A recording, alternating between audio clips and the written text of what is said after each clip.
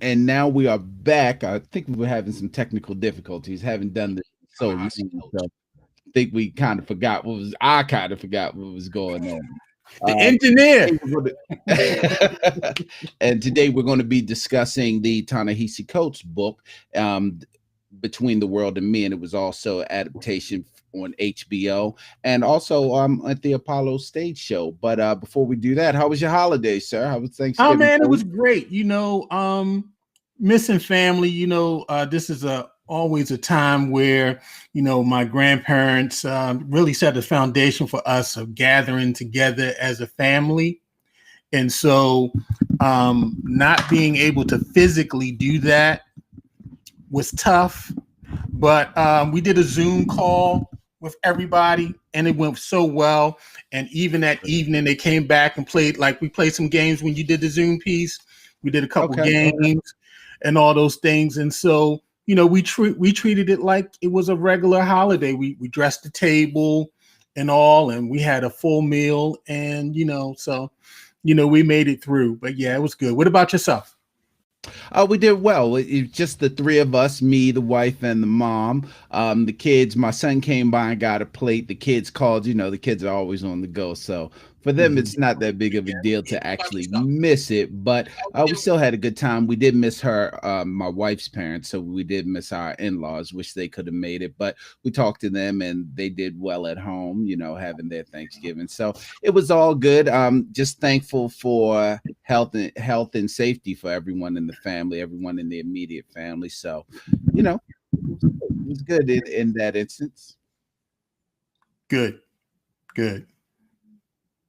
Hey man, I know this is actually something special for us. I know this was something that you particularly wanted to do and got me and I told you I have a story, an interesting story about coats, and we'll do that. But this Are is y'all a little related? different. We are not related. Actually, you know what? Let me go ahead and tell the story. So we are not related. However, when he first did, I guess one leg of the book tour, he actually came down to the Baltimore Marriott waterfront, which is in Harbor East. Hmm. And me working for Visit Baltimore, I was asked to go down there and be what we call a registrar, which is help the people register to get in, give them the name tags and different things like that. And a bunch of white people, and everyone that came in, I had my name tag on that said Calvin Coates, and everyone that came in was just like, "Oh, are you related to the author? Are you related?" Now I didn't know who he was. I didn't Right. look at the stuff. I was just going for my little shift, and I was just like, why does everyone keep asking me if I'm related to this guy? Like, just take this stuff and keep it moving. I don't want to talk to you. Then when I saw the name, I was like, oh, so we got the same last name. Then when I read a little more, like young black man from Baltimore, I was like, Then it started oh, coming together. it started. And I was just like, well, maybe I should have been like, yeah, I'm related. So I could have got in and got me an autographed Right. copy of it because this might be big. Not too long ago, the UPS guy, he came to the house, the same UPS guy that comes, and one day he caught me outside and was just like, "You related to the author?" I was like, "Nah, man." And I think he caught my wife one time also, and asked her the same thing. We're like, "Nah, we're not related." So No, and that right. they're my coat stories. Now I say we're not related because clearly I don't know if we are. Black people, Baltimore, same last name. It's not like Coates is that common. So Right. we could be, but Could as be. far as I know, we are not. We are not as far as I Could be. Never know. Never know. All right, man. You ready to jump into it? I'm ready. Cool. All right. Now, Between the World and Me is for those, we never assume that our audience knows everything. And so, although mostly y'all do, we're going to give you a little background. Okay. And so, Between the World and Me is a 2015 nonfiction book that was written by Baltimore native Ta-Nehisi Coates. It's written as a letter to the author's teenage son about the feelings, symbolism, and realities associated with being Black in the United States. Coates draws from an abridged autobiographical account of his youth in West Baltimore, detailing the ways in which institutions like the school, the police, and even the streets discipline, endanger, and threaten to disembody Black men and women. The book title comes from Richard Wright's poem Between the World and Me, which is about a Black man discovering the site of a lynching and becoming incapacitated with fear, creating a barrier between himself and the world. And so Coates was inspired to write this book following a 2013 meeting with then President Barack Obama. This meeting reminded Coates of a similar meeting that had taken place between Robert Kennedy and several Black intellectuals, including James Baldwin and Lorraine Hansberry. As a matter of fact, if you've ever seen the James Baldwin documentary, James Baldwin talks about this meeting in the documentary. And so Coates debated with Obama on whether his policy sufficiently addressed racial disparities in the universal healthcare rollout. And after the event, Obama and Coates spoke privately about a blog post that Coates had written criticizing the president's call for more personal responsibility among African Americans. And so Obama disagreed with his criticism and told Coates he needed to be more optimistic. And so this inspired Coates to write something in the spirit of James Baldwin. So initially adapted and staged in 2018 by the Apollo Theater in Harlem, New York, the HBO adaptation of Between the World and Me combines the elements of that Apollo show, readings from the book, and documentary footage from the actors' home lives. And so both the Apollo and the HBO versions are directed by Camilla Forbes. And also, if you have some time and you love podcasts during the day, there is a podcast that's hosted by Susan Kelechi Watson, our actress from oh my God, This Is Us. Beth, and This Is Us, Beth. This Is Us. And she's a Howard graduate. As a matter of fact, if you saw that, the portion of it where she's talking from Howard, she's talking from experience because she's a Mecca grad. And so she produces and hosts this podcast, and it's been pretty good, 2 episodes in. So if you got some time, take a listen. And so let's go ahead and dive into it, man. And we'll go back and forth like we normally do. Now, from the book and the documentary that you saw, Calvin, what are some major themes that stood out to you and why?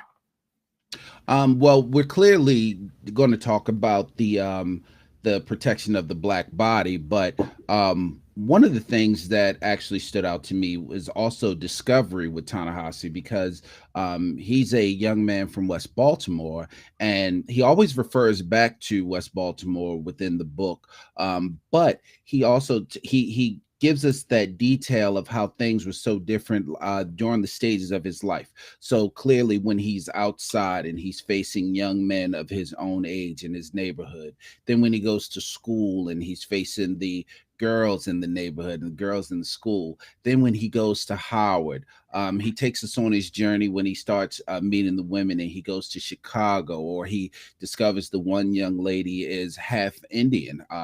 Right. Then when he starts going to Paris, when he's in New York, like, so he takes us on this journey with him, and it's that discovery theme that outside of the Black bodies, of course, it's that discovery theme that resonates with me. And as a young man, as a young Black man, you can kind of move along with that, and you start opening up and you start thinking about some of the things that you've discovered, like, yeah, I understand this progression in life.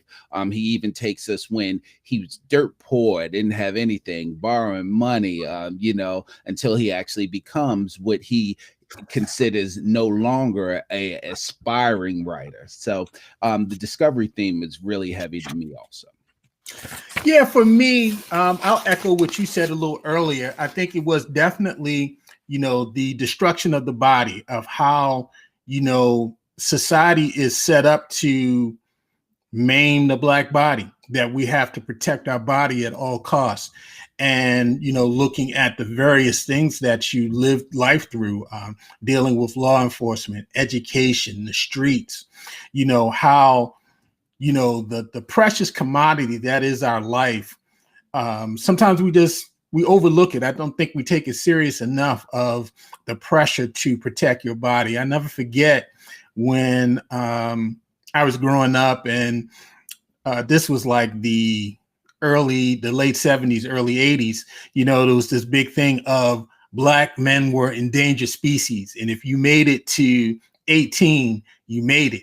And really, that was all about protecting your body until you got to 18, you know, avoiding these pitfalls of society and life to protect your body.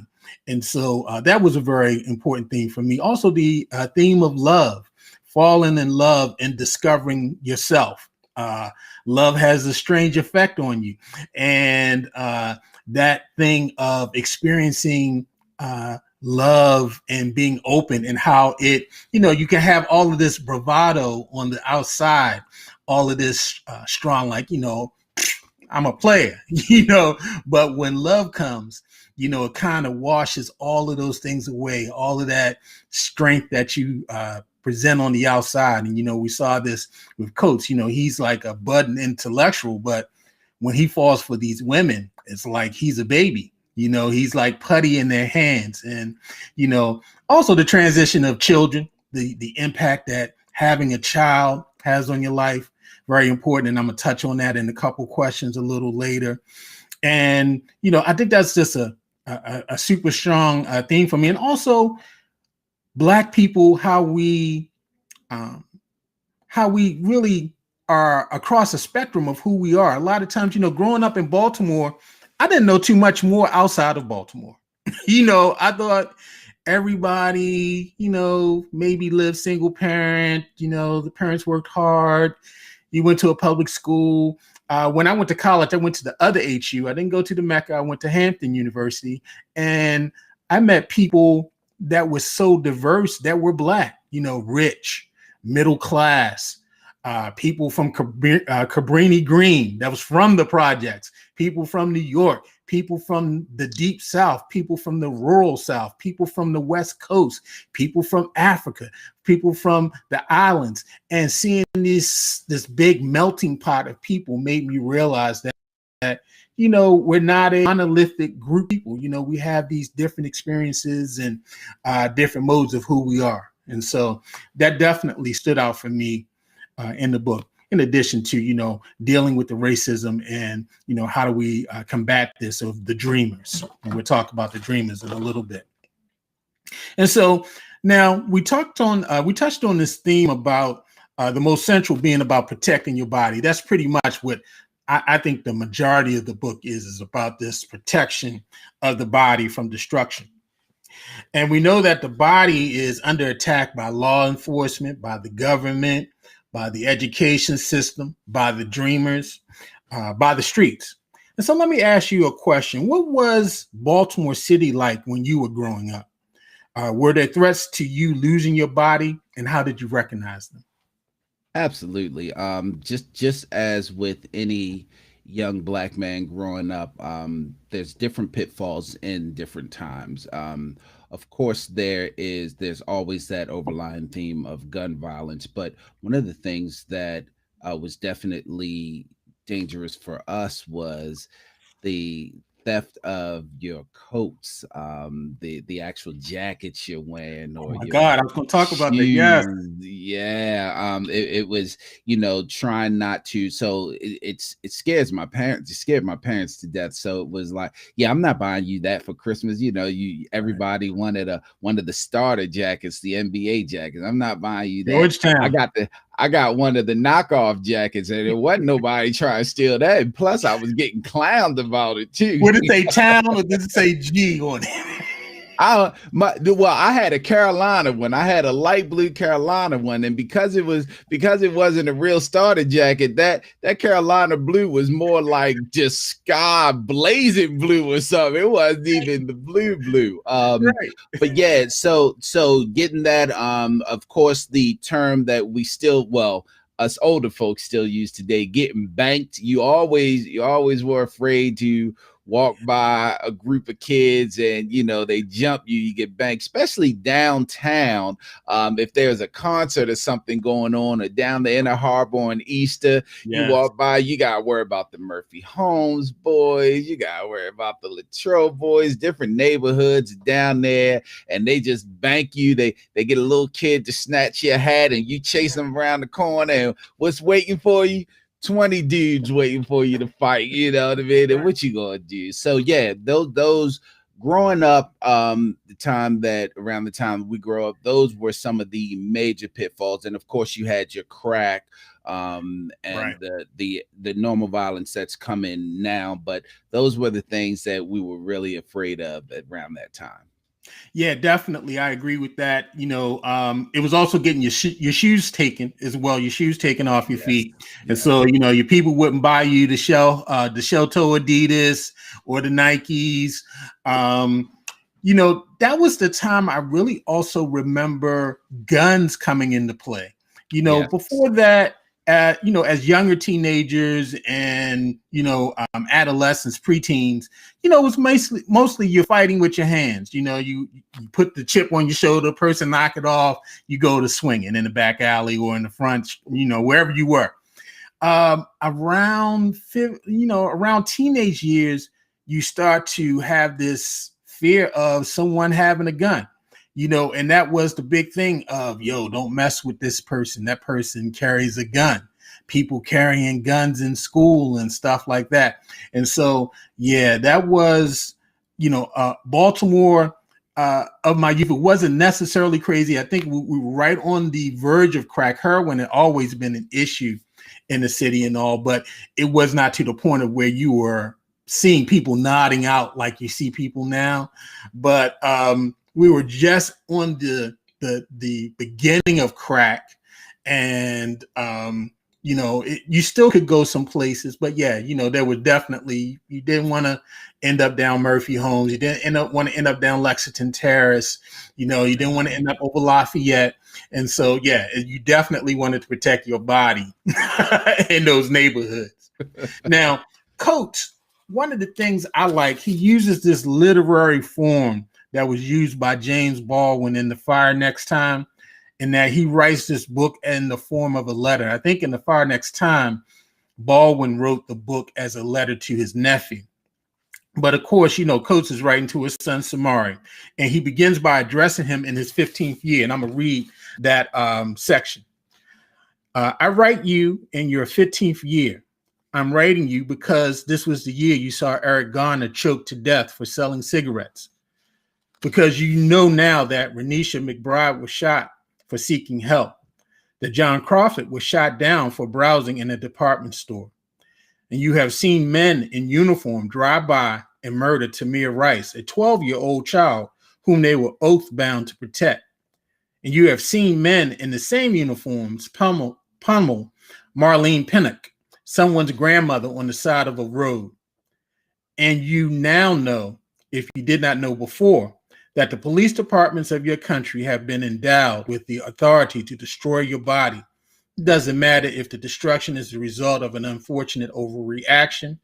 It doesn't matter if it originates in a misunderstanding. It does not matter. The destruction springs from a foolish policy.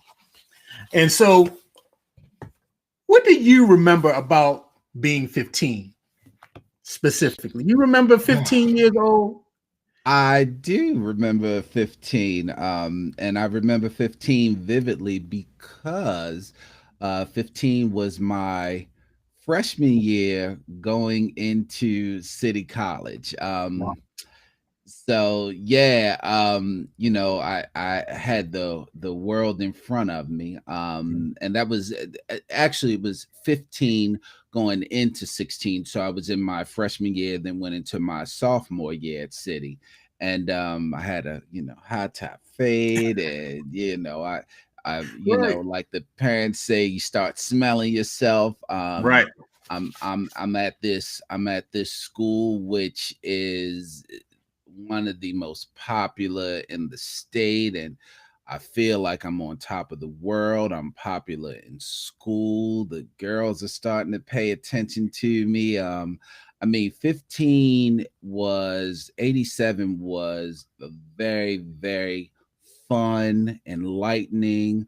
Um, you talk about going into high school, you're making that transition, and then we're making the transition from what is now middle school. I'm going from 8th grade to ninth grade. You remember, it used to be junior high school up into ninth grade, and then you would jump into high school in the 10th grade. Well, I'm a ninth grader going, and the growth of these high schoolers I'm looking at, they're looking like just my parents' size, and they're tall, and Right. but it was a very just enlightening, fun discovery year for me. The age of 15, so um and my dad was alive then, and of course we had the talk about the talk about sex, the talk about staying away from drugs, because as you mentioned, drugs started becoming the problem then. This is all during that time of the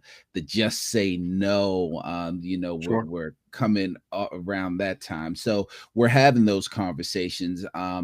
Rap music is you're hearing that rap music is a problem, so then rap starts switching into conscious rap and different things. So yeah, 15 was just a really fun, creative, enlightening, growing year for me. Yeah, I remember 15, 1982, and I was a sophomore at a Catholic school. I went to Catholic school pretty much most of my life, from the first grade all the way up through the 10th grade. And so I was in my sophomore season at this Catholic school, and had been doing that well at the Catholic school. Most of these schools that I went to before that were majority Black. Um, and so when I got to this Catholic school, it was a culture shock in terms of being in a majority white student body. And then I think academically, I was not as prepared for the type of rigorous program that they had at the school. And so I had struggled academically, I struggled socially a little bit. And it was although I made some great friends, and I played football. I think I played JV football that particular year. And, but I struggled to find like a mentor, someone that looked like me that could lead me or guide me. It was so crazy. There was a guy that worked at the school. He was a guidance counselor, and he grew up in my neighborhood. As a matter of fact, he lived around the corner from my house. And he was my basketball coach when I was in the 8th grade. So I knew him. I knew him very well. And this guy, he would not mentor me. It was like he only dealt with the good students. And I was kind of like one of the bad students at that point. I had been suspended. I had broken rules and all these particular things. And I never forget, I'm going to tell this quick story. This is when boom boxes, around 1982, boom boxes that became popular. And I got a big boom box as a gift. And I brought it to school one day. And the dean of students had warned me not to bring this boom box back to school. And of course, that meant bring it back to school. And so I did. I brought it back to school the next day. And he took it from me. And so he had it in his office. He told me to come back at the end of the school day, and I did. And when I went back, he was not in the office, but I saw my boombox, so I went here and took it, and I left. And so I was on the bus catching the number 8 downtown to go towards home, and I had a cassette tape in the cassette player, and so I had some music on, and I pressed play, and on the tape was the voices of the dean of students and the principal of the school. They didn't know that they had hit the record button. It was one of those play, and the record button was inside of the play button. They didn't know it. And they were recording themselves talking about me. And so they were like, yeah, this SOB, he done brought this radio. He's, this, they just said everything short of nigger. And then they finally maybe recognized it was playing, and they turned it off. And so I was like, wow, like this was like what the world thinks of you. And by the end of that school year, man, they had expelled me, and I was on my way to public school shortly thereafter. And so, yeah, 15 was something else. 15 was something else. But it kind of helped drive me to be a little better student, to learn how to break the laws a little bit better. and those things. But yeah, 15 was a trying time. It definitely was. Oh man. Yeah, and that's something. Yeah. I ain't even going to tell you the story of how I tried to get into city. Uh, I'll tell you that quickly too. I tried to get into city, and so I'm 15. Got expelled, and my mom. I have an uncle who's an alum of city, and like one of the first blacks that ever graduated from city. And so they somehow the principal at that time, he might have been your principal, Dr. Dr. Lausch. Solomon Lausch, And greatest principal ever. yes, uh-huh. And so went for an interview with Dr. Lausch, and he looked at my records and everything. So, oh, good. You make it here, you can come here. And so I'm like, because I didn't want to go to Northwestern. Someone had just been shot at Northwestern and killed that particular like spring before the end of the school year. So I was scared. You know, I've been in Catholic school all my life. And when Catholic school people talked about public schools, like they beating people up in the hallway, people in the hallways. And so, you know, that's how they categorize black people, like it was savages. And so I don't know what it was, but he looked back into my records, Calvin, into my folder, and he saw that I had been expelled from the Catholic school. And when he saw that, he was like, "Oh, no, I'm sorry. You can't come here because you've been expelled." Right Wow. there, yo. I was that close to being a city. And the crazy Right. part is City my black wife would unite. have been in my class because she would have, I would have been a junior. She was a junior. And so I would have been in the same year with her. And so I don't know, maybe that was God ordained. I don't know. But yeah, kind Happy. of crazy. I know. Don't laugh at me, y'all. You know, I'm not mad at City. All right. So the birth of Samari, Coates' son, it changed how he began to view the world. You know, he goes to college, he falls in love, he meets this beautiful sister from Chicago that knows how to handle a blunt and the exhale of the smoke and bringing it back in and, you know, drinking a 40. It's not too many females that's going to go there with you back in the day. And so, you know, they're special. And so his worldview begins to change when he has his son. Now, how did the birth of your children impact you in a similar way? Wow, man. So I was working at Radio One at the time. So I was working at the radio station again, just living the life, meeting and dating a celebrity here and there, and just the world Local was. celebs or like big time celebs? This is a that's a conversation for another time, but Okay, we talk, man. we We talk offline. um and just just I mean just living the life, and then I found out that I was having a child, and just something in me said, you cannot continue to work here because there was no real money in it. You don't want to be an awful father.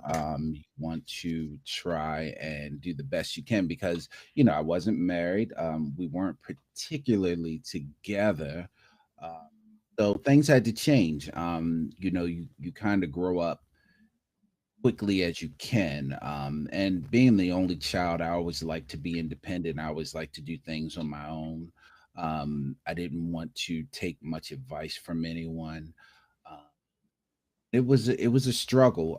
So the popularity and the sitting on top of the world that I thought I had, the what I thought would be an easy transition to fatherhood, none of that panned out the way I thought it would have. Um, it was a struggle, and it was a struggle for a very long time. And of course, I didn't just have one; I had three children. So many mistakes when it comes.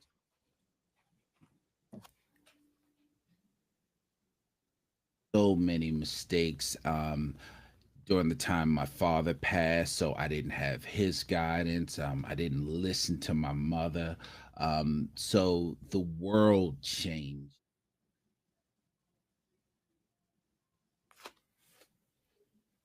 of my children because I to become a man and survive through it and have amazing children. But my whole perspective was this everything's going to be all right cloud with putting in little work, realizing later on in life that you got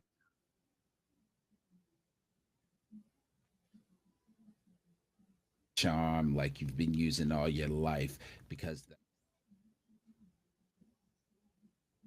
so yeah, my life changed, my perspective changed. Um, Here now, the kids are great, but yeah, it was a struggle. It was a struggle during the time, but we're good now. We're all good now. Good, good. Yeah, I remember when my oldest was born. I was already married, and so I got married at 25, and my oldest was born when I was 27. So I was relatively older, and had a home. And Cal, they say your audio keeps cutting out, so check your connect on that side. Okay, okay, we'll Yeah. do, we'll do. But anyway, so they were saying that I was saying that um, having this first child, I was like 27, and it definitely opened my eyes to make me realize that my life now was not just about me or my wife, Paula. That now there is this other life that I have to nurture and grow and protect. And so, the thought of that and the weight of that was very serious. It made me just realize that now when I make these decisions to do whatever, that, not only, yeah, I have a spouse, but I also have this life, this little life that's attached to that as well as when we had our youngest as well, 4 years later.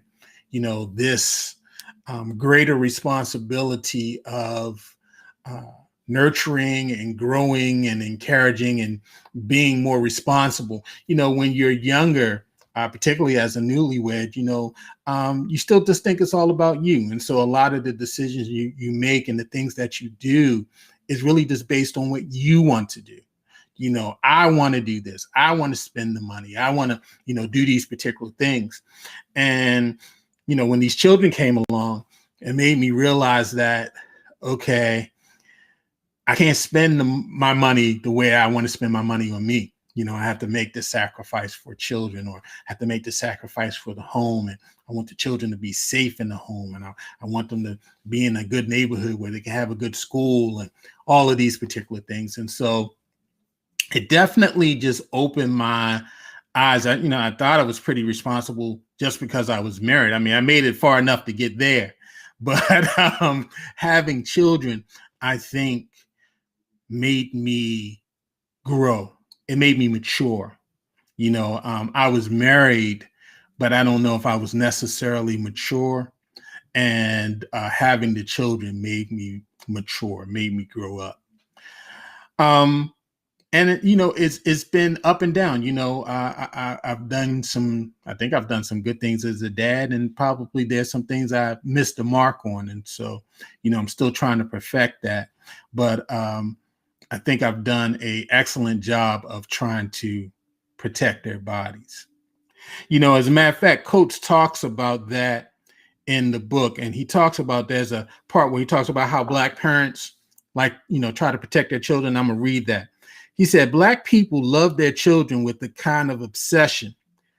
You are all we have, and you come to us endangered.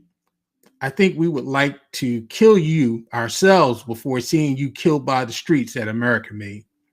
That is a philosophy of the disembodied, of a people who control nothing, who can protect nothing, who are made to fear, not just the criminals. And so, how old were your children when you started having to talk with them? Because the whole thing of protecting their bodies, and, because, he talks about how his dad used to strap. His dad, his dad was quick to pull out the belt on him when he, got out of line. And, we all, well, maybe not all of us, but most of us may have heard that, I'm beating you because I love you. I rather I beat you than the streets beat you or the police beat you. I'll kill you before the streets will kill you. And that's a true statement, man. We would rather just hold them in our hands like this instead of letting, society break their body. And so when did you start kind of having this discussion with your children that talk about protecting their bodies? Well, first of all, I want to make sure everyone can hear me. We all good? We good? Yeah, you good. So I'll have to say that first of all, the talking never stops. My son stopped by the other night, and we had a conversation about him driving around, just and I understand you just want to drive around, you're not going anywhere, you just want to hang out, take the long way home. And I'm just like, go home, just go home, there's Let's go nothing home. out here. Right. But it's so my son was born right before September the 11th.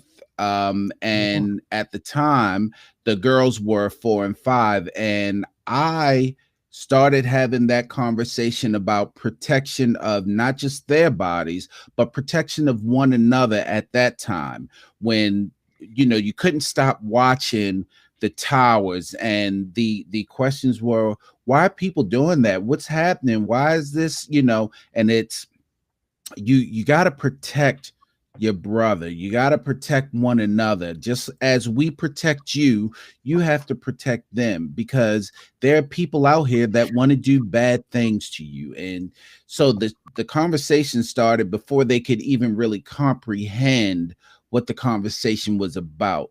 But it needed to be instilled. Now, this wasn't particularly about Black bodies, it was just about your body in general. Sure.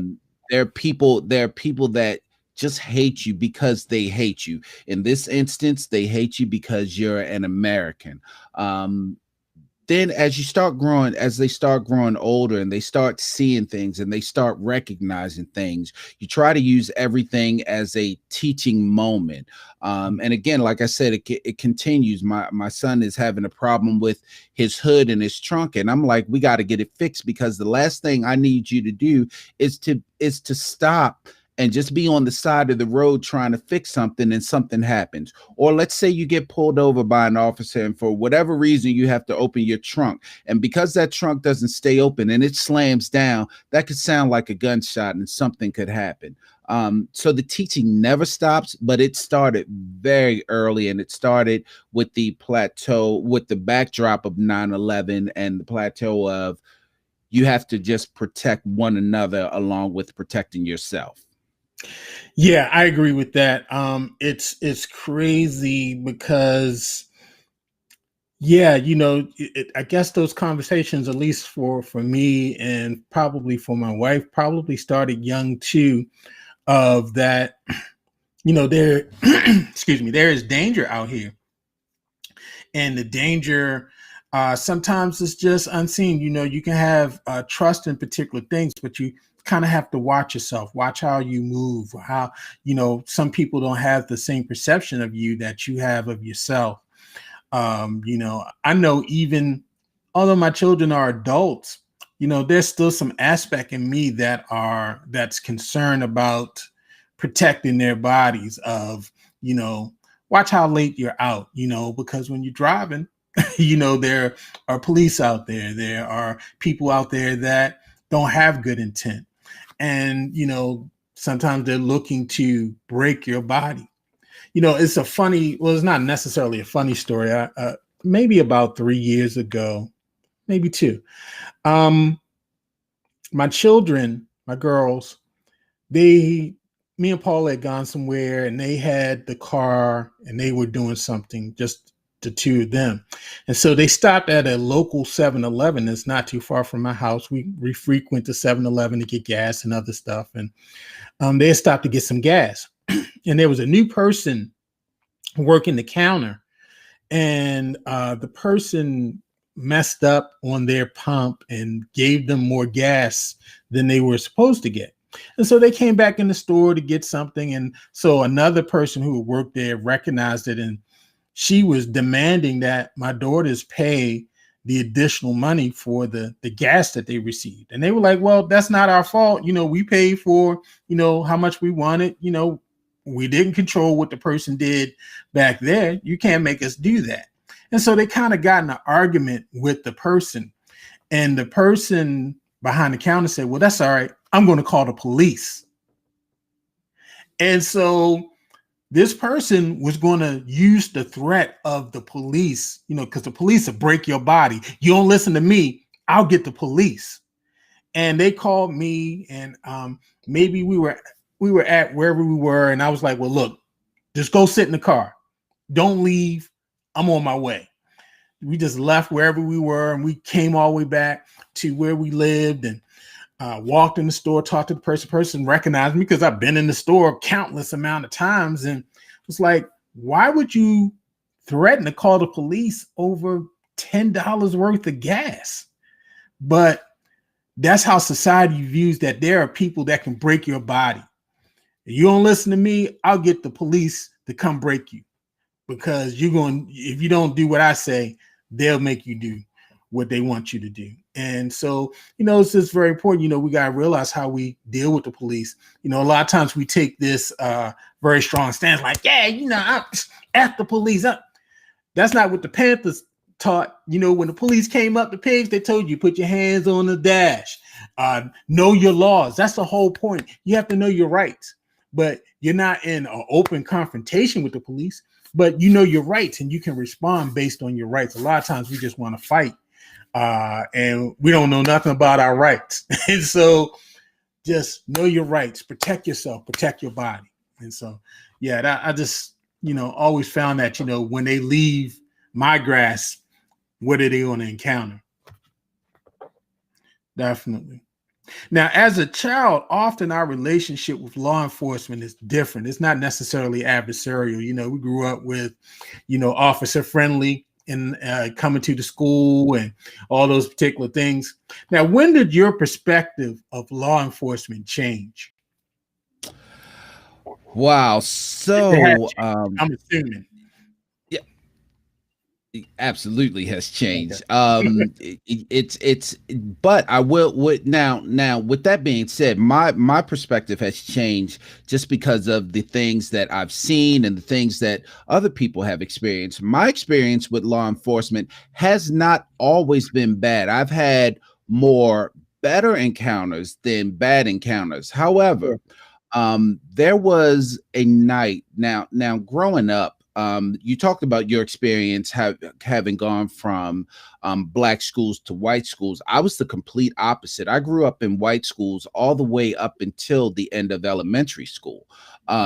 So all of my experiences growing up have been shaped by activities. My mother, at being the only child, my mother and father made sure that I was in quite a few activities. I was in things like nature club, bands, orchestras, and Boy Scouts. I was a Cub Scout to a Weeblo to a Boy Scout. And I've always been around just white people. Like I wasn't in most of my organizations were with white people, with the people that I was in school with.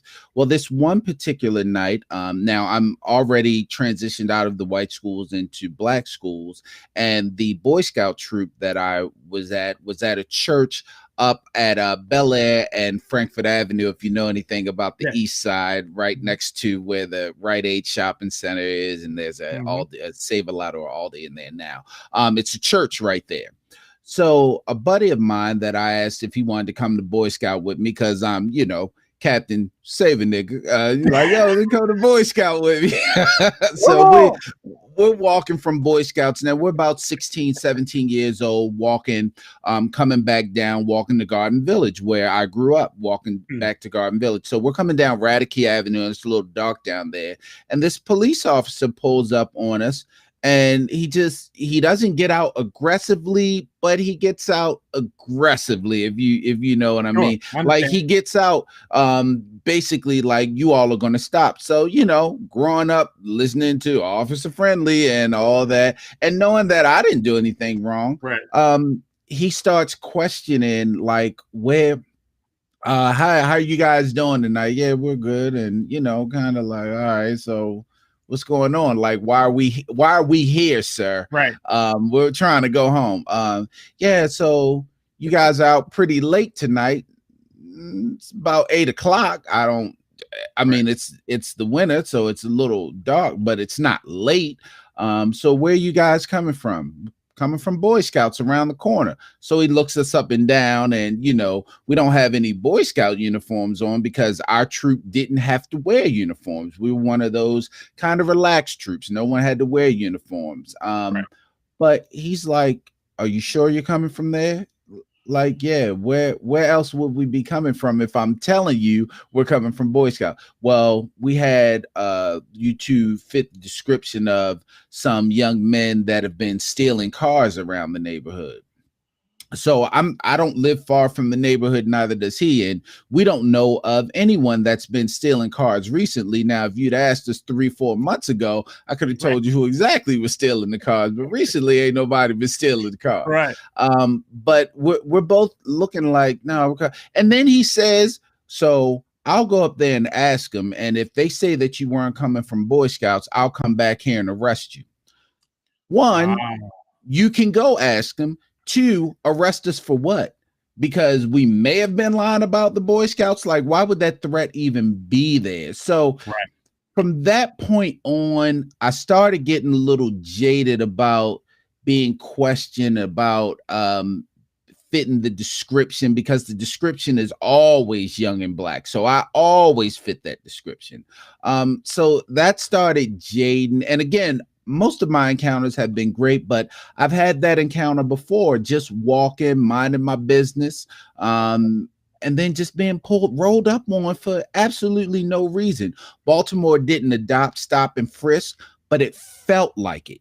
They never put their hands on me, but it felt like it was stop and frisk because they coming out and they're just questioning you like you're just an automatic suspect and you didn't do anything. So that Yeah, was around the time for me. that's crazy. And we've all experienced being pulled over. Just like in the documentary, being pulled over and asked for your license and registration, and then coming back with no ticket, no explanation of why you were pulled over, and just being sent on your way. And the anxiety. I was telling someone at the this was maybe as recent as several years ago. I said, even at the age of 50, when I see the police behind me, I get nervous. I shouldn't feel that. I'm not out here breaking it. I live in the suburbs. I'm not out here breaking the law. But when I see a police car behind me, I just automatically get nervous when I'm walking down the street. I just automatically, if I see a policeman, I automatically get nervous because I know the police have the right to, as Coach said, break my body. They have the right to impose law on me, even if it doesn't make sense. I could be doing nothing, like you saying. You guys are just walking home from Boy Scouts, and he threatened you with arrest for just walking home. And so, it's that, that fear. I learned this in a meeting. When I first started doing community organizing, I used to go to this meeting at one of the benefits districts in the city. And they used to have the police come, and the police used to give an update of what was going on around in that particular area. And so the policeman was talking. He kept on using this jargon. He said, yeah, 20 number one males were arrested the other day, or we're targeting a number one male. And so I didn't know what a number one male was. And so I had to lean over to someone. I was like, excuse me, what's a number one male? They was like, that's a black male suspect. In police jargon, a black male is number one male suspect. Think about that. And so this kind of informs how we view and deal with police. It could be that easy of a simple traffic stop that could end your life. That could take, walking down the street and someone asking you, a police stopping you and asking you where you're going. And if you don't respond the right way, that could take your life. And so, we have some serious structural issues that, as a country, we have to start addressing in terms of, how we deal with law enforcement. It's so crazy, Calvin. I was walking the other day and I posted this on Facebook on my page. I was out taking a walk and we had some trails in our development. And I was walking and I saw these two white women in front of me, and they had two dogs. And as I'm walking, I'm thinking in my mind, like, please don't let these white women walk the same path that I'm about to walk. Because if I'm behind them, they're going to think I'm a number one male and I want to jump them.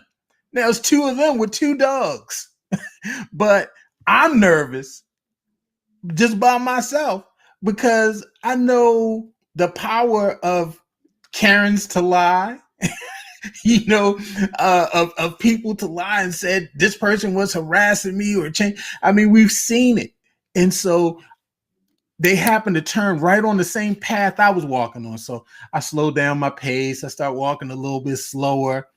And eventually, I guess when they saw that I was not going to turn around, they stopped. And I stopped. So I'm like, okay, we had to face off. Either they're going to let me go past them, or they're going to act like something's wrong and they're going to turn around and go the other way. And they did the latter. They acted like something was wrong and they turned around and went the other way. But, that's all in this perception of black boogeyman, of, even protecting. I'm more scared of them because I know the power that they could use to harm me, even though I'm not, I'm just out for some exercise. And so, that's, it's just crazy that, I think that's an innate thing in us that we grew up with that, as Coach talks about of, how these things can turn. Your body can be broken for selling illegal cigarettes, instead of being fined and given a citation, it could end up with you being killed, which is very serious. And so we're coming up on our last subject, and thing I wanted to ask you about is school. I know you went to City and you kind of talked about some of your other academic experiences. How did education inform your view of who you are and your protection of your body? Because Coates, he talks about in the book, he talks about how school teachers and school systems are more interested in compliance and not creativity. We know that, we just want you, he said, come in with your number 2 pencil, be quiet, walk in a straight line, sit in your seat, raise your hand when you're supposed to raise your hand, and you're good. Anything outside of that is an issue. How did, education kind of inform you of who you are, and how did you get your sense of self or even your sense of blackness from education? So, being the only child, I've always had things pretty much go my way.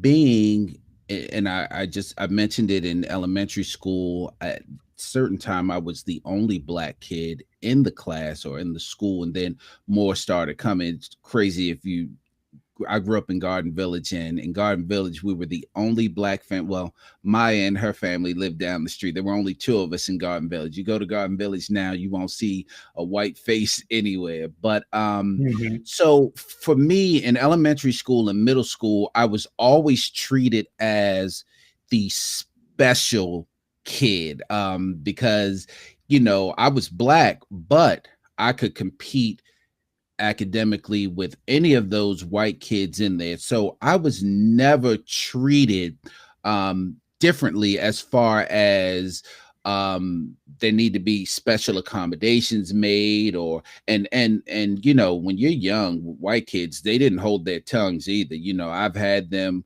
say to me a few times. I had one little boy say to me, and I had to slap the absolute piss out of him. I asked him for a cookie. I was like, "Can I have one of your cookies?" And he said no, but he gave it to the little white boy next to him. I was like, "Why you give Danny a cookie and ain't give me a cookie?" He was like, "Well, Danny's my friend, and you're a nigger." Got up, got up out of my little seat at the cafeteria, walked around, and as I was walking around, his name was Billy. He kept saying, "Oh no, I didn't mean that. It was just a joke. It was just a joke." Yeah, it's a joke. All right. I stood right over top of him and just started pushing his little head up against the table. And but outside of those things, Right. I was never treated different by the teachers until I went to Herring Run and then City, because at those schools, and I don't know why the education system is like that, but the foundation that I had at the white schools had me excel at the black schools. So but what those teachers did was they made sure they said to me, "This is the tool that you will use to make it in the world. This education. Don't worry about anything else. This is what you need. You need this to make it through the world. You need this to protect yourself in the world. No one will ever be able to take this education away from you." I constantly heard that. No one will ever take this away from you. In high school, if you mess up a little bit, the guidance counselor or the teachers that like you will pull you up and be like, "What?" They will literally put you in the room like, "What the hell are you doing? That's True. not you. This is not what you should be doing." Forget them. They're not going to make it anywhere. You have a chance to make it out of here. Education for Black people is always the key. If you ask anyone that's older, it's always the key to education. Now, clearly, I took that information and went to community college and became a spade tomologist and didn't get any form of degree. So I clearly listened to, hey, look at me now, y'all. Hey, you ain't got to do nothing with your life and you can get you a little broadcast with your homeboy. There you go. Man, it just blows this whole degree thing. What was I doing for these 6 years? Hey, you ain't got no student debt or nothing. I mean, you got other debt, credit card debt today, but you ain't got no student. Hey, listen, hey, folks, take kids. You ain't got to go to college. You ain't got to do nothing. Just get your little high school diploma, and then you can roll out. Hey, man. Hey, that's it. My kids do not subscribe to that theory. My kids are out here doing it. I'm with you. It's so funny. When I was in the majority Black schools, elementary, middle, and then the last 2 years of high school, it was like I can't say I really learned a lot about sense of self or of Blackness or who we are. And, schools really only dealt with the high achieving student. If you were a super high achiever, they loved you and they did whatever they could to support you and to push you forward. If you were in the middle to low middle, man, you ain't had nothing coming.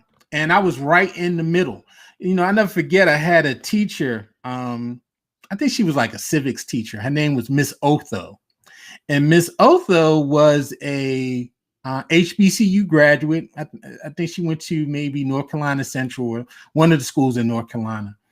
And Miss Otho, she was like mean. She was like a mean woman. This is when I was at Northwestern. And but when I showed interest of going to college and the colleges that I was, trying to apply, she definitely catered to the high functioning students, the compliant students. But because I wasn't high achieving and because I was in the middle, she didn't have nothing for me. And it wasn't until, I started applying to these colleges and, started getting a serious look at going to a school that she started to pay me a little attention.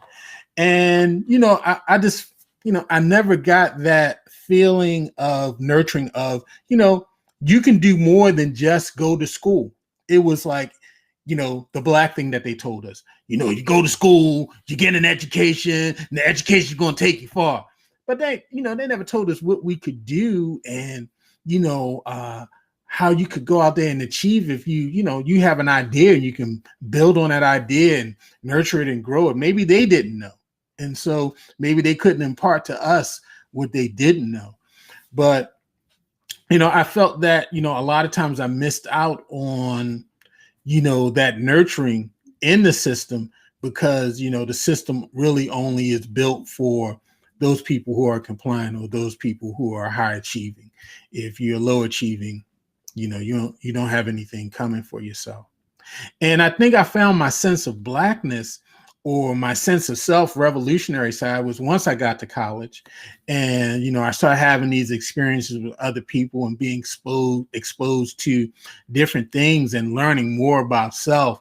I was like a little Malcolm X. I thought I was on my way to becoming Garland X at one time, man. This was 89, Deshaun. So I had the black medallion, like I was Public Enemy. And I was reading the Final Call, and I was on my way of show enough being in the nation. And but I realized that blackness is just bigger than being in the nation. You can be revolutionary and not be in the nation.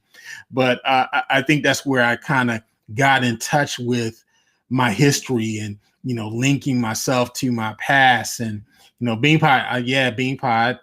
I used to support the Bean Pie guy on Gwynns Falls. There was a Bean Pie guy that used to be on the corner of Gwynns Falls and Wrightstown Road. I was on my way, brother, bow tie and everything, about to sell them Final Calls. Garland Muhammad, for real. And so, I think our education system, it leaves a lot to desires, particularly for Black kids. We see that Black kids are suspended more than other races. We see that they're achieving less than other races. And, we're just really, in a sense, sometimes warehousing kids, and, children are not necessarily being nurtured and taught and pushed to the next level. We just want to hit standards and move them out. I want to say, and this is a little controversial, and I've always thought about this. There was a time when there was segregation, and segregation was absolutely wrong. But segregation of schools was probably one of the worst things that could have happened to Black people. What happened during segregation was we lost a lot of Black teachers. We Sure. lost a lot of our history. We had to assimilate to their teachers and their history. So the education in the school system now is always catered towards US history and not Black history. And even though Black history is US history, if it's not about Martin, Malcolm, Thurgood, we don't get it. Um, you know, I I I don't know if there was a plan, because I clearly I wasn't around back then and I wasn't in Mhm. the meetings. Um, but I wish the plan would have been to make segregation illegal. However, remain segregated with choices, maybe, I don't know, but we lost a lot, and over the generations you can see the effects that's having now. We have a lot of our Black people, grown people, they're adults now. We don't know where we've come from. We don't know where we're going, and it's no fault of their own. People are trying, they're doing the best they can, but if you don't know the history, tend to repeat the history, and we Sure. go through the same struggles every few years, and now we're in a struggle again to get our identity, to, as coach is always saying, protect our bodies. We're in this struggle again, and hopefully it'll lead to something. But again, the education part is key, and our kids aren't learning it. We have to teach it at home, and a lot of times we don't know it to teach it, and if we do Sure. know it, we may not have the time to teach it. Yeah, I agree with that. I think that a lot of people have been broken by school. misexpectations, lack of a good education, some of our experiences with education has been, just as impactful as gun violence, as drug addiction, as police brutality in a sense. And so, I think that's a broken piece that we miss. I know what I've learned in history is that, at least we wanted we wanted our schools to be on the same level. We wanted the good books. We wanted, more resources. And the cheaper way was to segregate instead of support, separate but equal. And so, white people, once we segregated schools, they did everything they could to run. They ran to the suburbs. They took all the resources there. Now that we're reaching into the suburbs, either they're coming back or they're moving further away, taking further resources and schools and all those things, just in the effort to keep their schools all white. So we definitely have an issue that we got to address. Overall, man, I really love this book. One of the things that the documentary did not get into was really deep into the second half of the book, where he talks about, the Civil War and connection to the greater thing of history and how our bodies were commerce for slavery. And that's what slavery was about, that, making money off of Black bodies and all of those particular things. And so, they basically stuck with the narrative around, his life, his child, and the kind of the issues of today that we're facing today. But if you get an opportunity, I would recommend reading the book. I think it's like 150 pages or whatever. Calvin, he's into audiobooks. I think audiobooks are excellent as well. Get the audiobook, get your Audible app, and go ahead and download it. It is an excellent about three and a half hours, maybe 4. It's broken into the 3 chapters. So and my mom is a retired librarian. She loves book. Fun fact, her son hates books, so I do the audio book. So crazy. It's so crazy. She loves books. Always had books in the house, and I absolutely hate them. Audio books are the best thing that could ever happen, because I'll listen to podcasts for hours. So audio books fall right in line with that. But it's a great audio book. He actually narrates it. So wow. He actually narrates it. So he gives you a lot of his feelings. You can feel the books, a lot of the symbolisms in there. You can hear his accents. So it's really good. So the audio book is really good. A lot of twos and do's. He even talked about how when he met the girl from Chicago, he was he threw the arms up like Baltimore style, yelling her name. He talks about it. So really good. It's really good. A lot of twos and do's. Yeah, man. I fell in love with books because of punishment. When I was on punishment in home, I could not watch TV. And so I had to read books. Books were in my room. My mother used to just buy me books. Sports books were the first books that she would buy me. They would be sports anthologies about different athletes, their life story or whatever.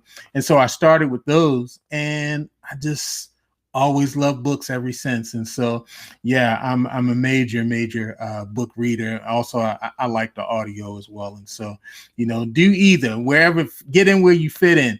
I think it's great, go out, support. Also read some of Coates' other works. He wrote a great piece in the Atlantic about the case for reparations. If you ever get a chance to read that, we've talked about reparations. As a matter of fact, Hannah Nicole Jones was also another prominent writer that writes for the New York Times. She's she did the 1619 Project. A lot of you had the 1619 Project in your stuff. I have it right here. As a matter of fact, I think this was over the summer that she did this. And so she talks about reparations as well as Coates. I podcasted it. Yeah. I podcasted the 1619 Project. Yeah. It's excellent. And so read Coates' article from The Atlantic, The Case for Reparations, and he lays out this whole case of why reparations are appropriate for African Americans. And so, and also he did another book that's a collection of his writings. It's called We Were 8 Years in Power. And so read that book as well. And that's a collection of all of his writings. His most recent book, The Water Dancer. The Water Dancer. And also, I think it is him that actually wrote or Captain America comic books. I think he did. He did a Black Panther. Them. Black Panther. He did edition of Black Panther as well. So check that out, and check out his first book, The Beautiful Struggle. That's about his youth growing up in Baltimore. It's a very good book. Not a lot of people read the first book, but it's very good as well. And so, if you want to feel nostalgia, go back to the first book and read that.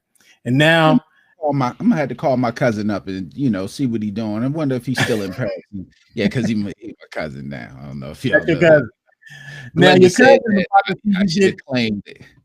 Your cousin about to see you get this L next Friday. So tell the people what's up.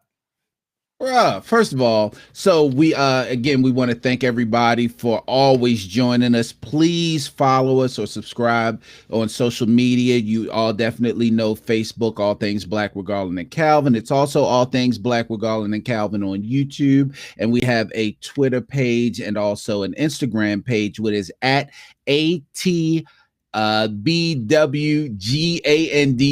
which stands for All Things Black with GNC, and it's the word and AND.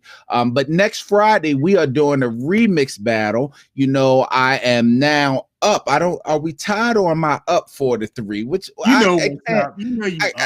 Come on. It's all these wins are coming. That's right. I'm up now. 4-3. All these wins keep coming. It's starting to confuse How he me. going to advertise the stuff and he bragging about his wins?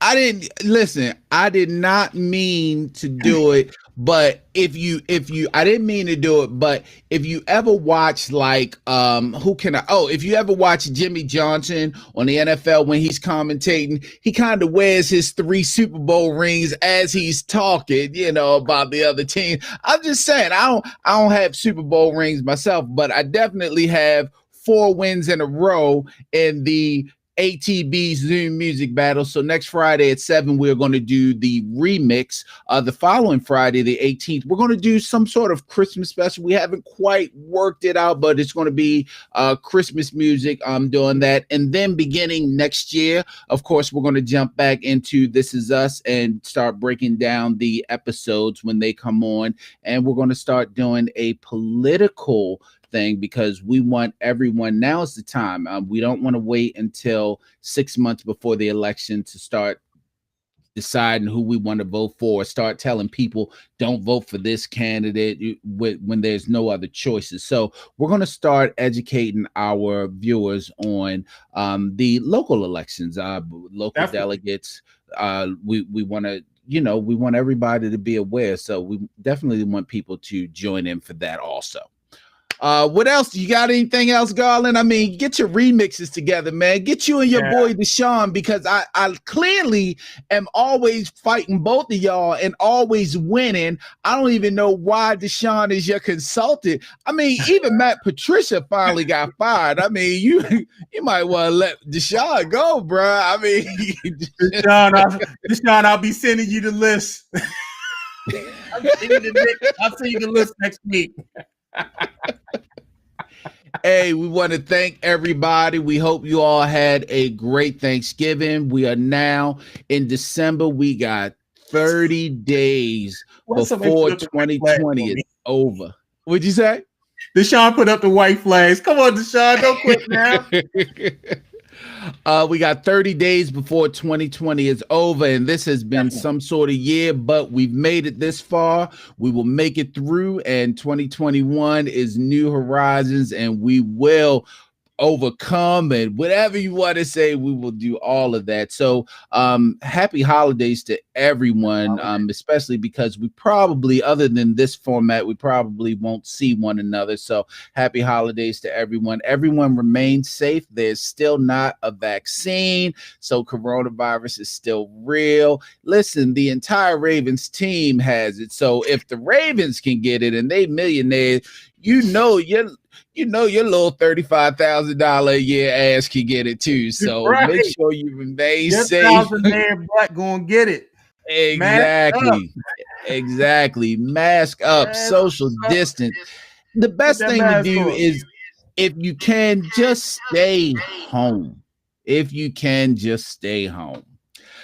All right, man. So next Friday, get your remixes together. Get your boy Deshaun together. I'm taking both of y'all down. I'm a Nate Robinson. Both of y'all can get in the ring like y'all want to fight.